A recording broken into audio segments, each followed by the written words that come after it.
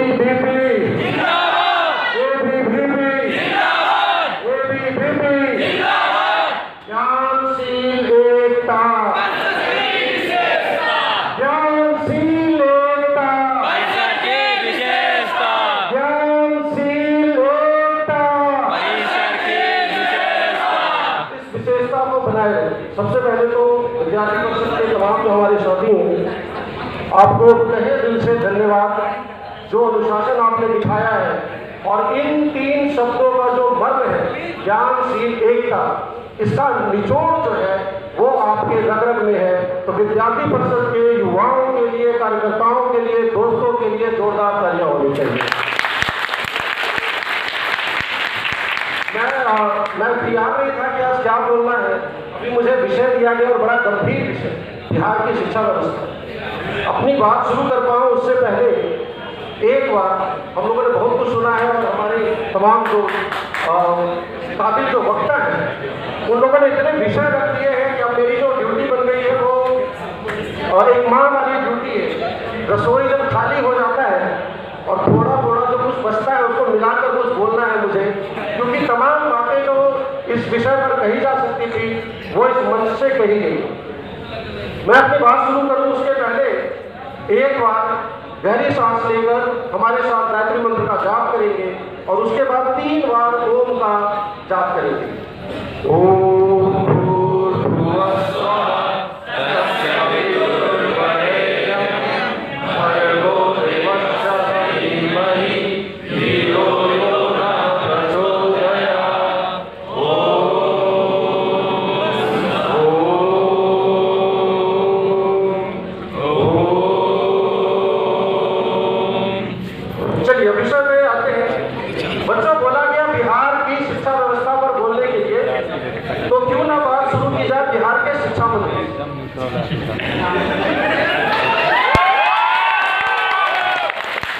हमारे शिक्षा मंत्री,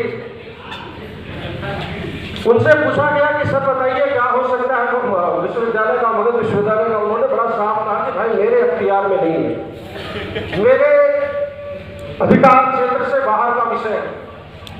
लेकिन भाई साहब परसों राम पर बोल रहे थे और राम उनके अधिकार क्षेत्र में। उन्होंने राम को लेकर जो बोला आपने सुना होगा सोशल मीडिया पर।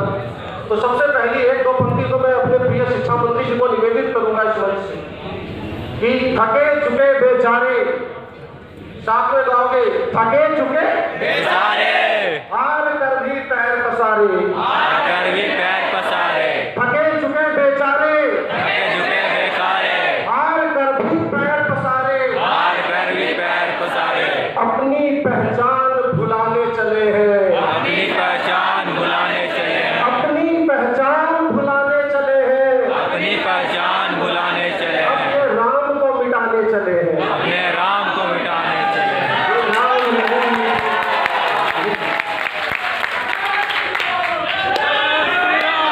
जय श्री राम, जय श्री राम। मैं इस विषय को छेड़ना नहीं चाहता, लेकिन जब विषय दिया गया शिक्षा का, बिहार की शिक्षा का, तो बिना शिक्षा मंत्री के बात में विषय कैसे हो?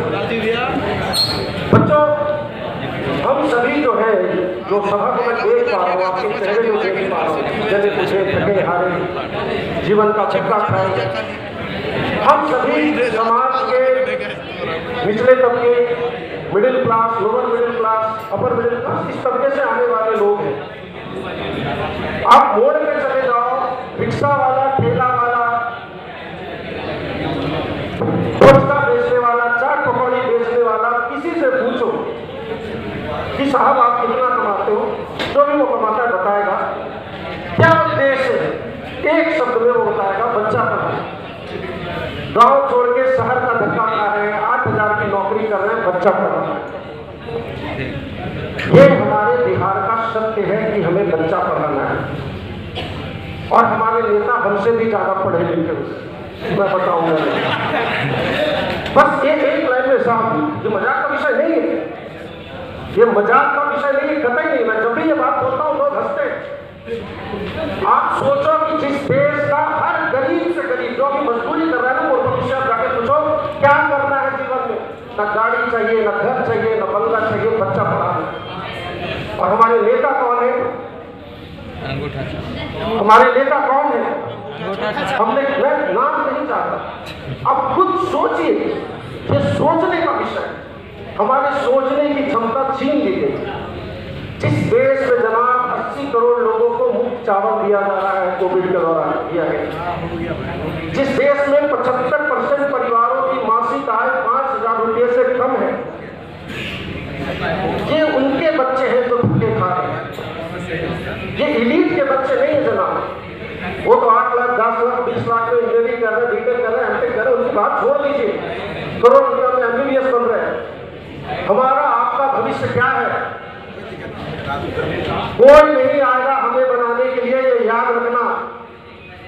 न दिल्ली आएगा, न अमेरिका आएगा, न डोनाल्ड ट्रंप आएगा, कोई नहीं आएगा। हमें अपनी किस्मत खुद लिखनी है और हम लिखेंगे। जब तक इस जज्बे को अंदर नहीं लेकर आओगे, ये बात नहीं बनी। ये आज का विषय नहीं है जनाब। मुझे याद है 8 साल पहले भी मैं इसी तरह किसी कार्यक्रम में बात कर रहा था। 8 साल बाद भी हम इसी तरह किसी कार्यक्रम में बात करते रहे। जब तक हमारे आयोजनों का जो प्रायोजन है, जो उद्देश्य है, वो निर्धारित नहीं हो, और जब तक हम बुनियादी शिक्षा पर काम नहीं करेंगे, प्राइमरी और सेकेंडरी को जब तक आप दुरुस्त नहीं करोगे, कुछ नहीं होने वाला। ये हमारा दुर्भाग्य है और हम उसी सिस्टम की परवरिश के हम लोग पैदाइश। हर साल कम से कम, मेरे जानने वाले काफी छात्र यहाँ बैठे हैं, हर साल कम से कम 2 से 3 हजार विद्यार्थी में पढ़ाता हूँ, कम से कम। पिछले 10 वर्षों में बच्चा मैंने नहीं पढ़ाया होगा तो कम से कम 25-30 हजार विद्यार्थी पढ़ाए। ये कोई ऐसा गांव नहीं, कोई ऐसा ब्लॉक नहीं जहां का बच्चा मेरे पास नहीं है। उनकी भूख, उनकी तड़प, आंसू आता है रोने में। बच्चे बोलते बोलते रुआसे हो जाते हैं। सर 500 रुपया नहीं दे सकते, सर 200 रुपया नहीं दे सकते। कहीं छोड़ दिया बाबू कोचिंग, तो सर पैसा नहीं था। ये एक बच्चे की बात नहीं थी, सैकड़ों बच्चों की बात है। वैसे बच्चों के साथ ये हमारी सिस्टम खिलवाड़ा करती है। अरे हमारे बच्चे तो वो है साहब कि जो मार भात खाकर ना चीनियों को गलवान में मार मार कर ठीक कर दिया। मार भात खाने वाले बच्चे हैं जो खून से दौड़ गए। इन बच्चों के साथ ऐसा करने में ये शर्म नहीं आती। ये बहुत बड़ा दुर्भाग्य। राजनीति का विषय नहीं है ये, भाजपा, ये जदयू, ये कांग्रेस, ये आरजेडी का विषय नहीं है। ये हमारे आपके जैसे जमीन पर काम कर रहे हजारों लाखों बच्चों के, हजारों लाखों परिवारों का विषय। जब तक आप बुनियादी शिक्षा को ठीक नहीं करेंगे, हमारे गांव में विधायक जी, सीओ साहब, दरोगा जी भगवान बने बैठे। गांव के लोगों का इंटरेस्ट इसमें है कि विधायक जी के बेटवा के बिहार के तरह से होते, मुखिया जी कौन गाड़ी लेती। जब तक आप इसमें आपकी दिलचस्पी रहेगी, हम इसी गर्त में डूबे रहेंगे।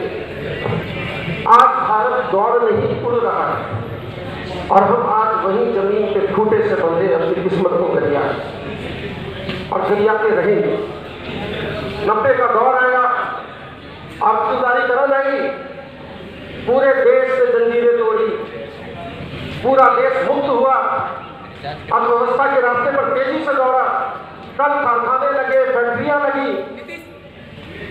बिहार के अखबारों में हेडिंग छप रही थी, फलना गांव में 90 आदमी, फलना टोली में 50 आदमी।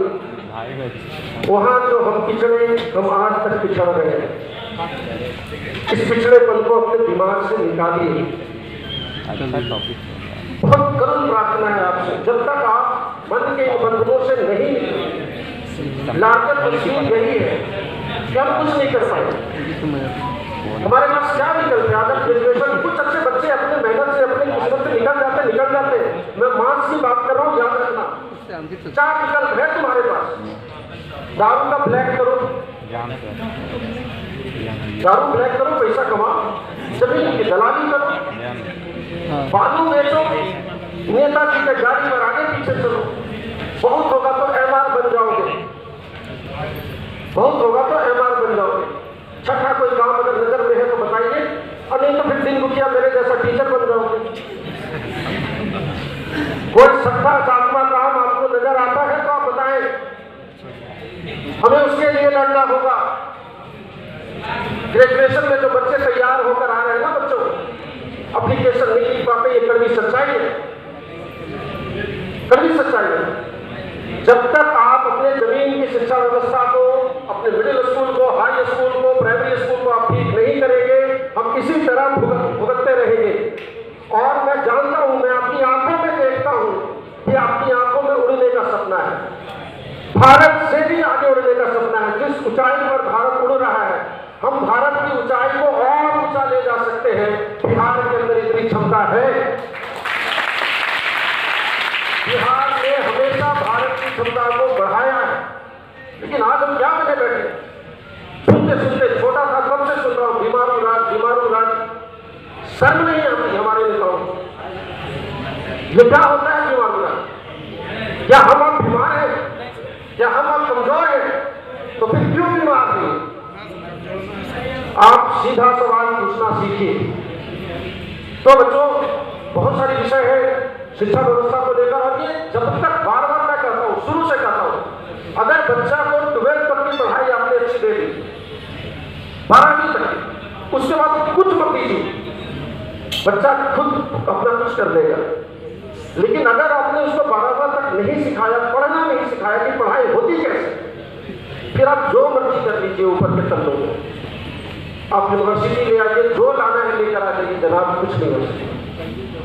तो हमारी मास, बहुत बड़ी मास हमारी शिक्षा से वंचित है, और उसका भविष्य जो है बहुत परेशानी वाला नजर आता है।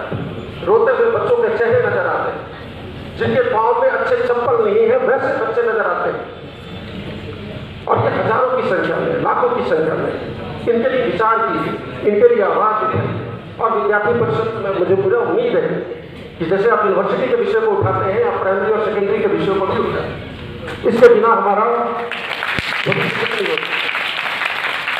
और युवाओं के लिए एक छोटी सी कविता है, हालांकि मैंने पिछले शिक्षक दिवस पर उसे पढ़ा था, तो अभी मुझे चूंकि अचानक से विषय दिया गया तो ज़्यादा कोई डेटा नहीं है मेरे पास इस विषय पर मैं बात करूँ। तो बस उस कविता की कुछ पंक्तियां मैं आपके साथ पढ़कर अपनी बात को विराम दूंगा। देखो बच्चों, हम सभी के मन में कोई ना कोई भय होता है। असफलता का भय, इज्जत चले जाने का भय, समाज में अगर अपयश हो गया तो क्या होगा, नौकरी नहीं मिली तो क्या होगा, बीमार पड़ गए तो क्या होगा। कुछ न कुछ बहुत हमारे सब कॉन्शियस में, अचेतन में कोई ना कोई डर हमारे पास होता है। हम जीवन में बहुत कुछ इसलिए नहीं करते क्योंकि हम डर रहे होते हैं। जीवन में उसे पल की तलाश कीजिए जिस पल में इतनी शक्ति हो कि अपने डर पर विजय पाए और अपनी इच्छा से जो भी करना चाहते हैं वो कर रहे हैं। आपका उम्र डरने का उम्र नहीं है, आपका उम्र सिर्फ गर्जना करने का उम्र है। जैसे जैसे आप उम्र में बड़े होते हैं ना, आपके जीवन में आपने कुछ न कुछ ऐसी गलतियां की होती है, कुछ न कुछ ऐसा कंप्रोमाइज किया होता है अपने लाइफ में कि आपकी आवाज दब जाती है, आपकी आवाज साफ, आपकी आवाज में वो आग नहीं होती।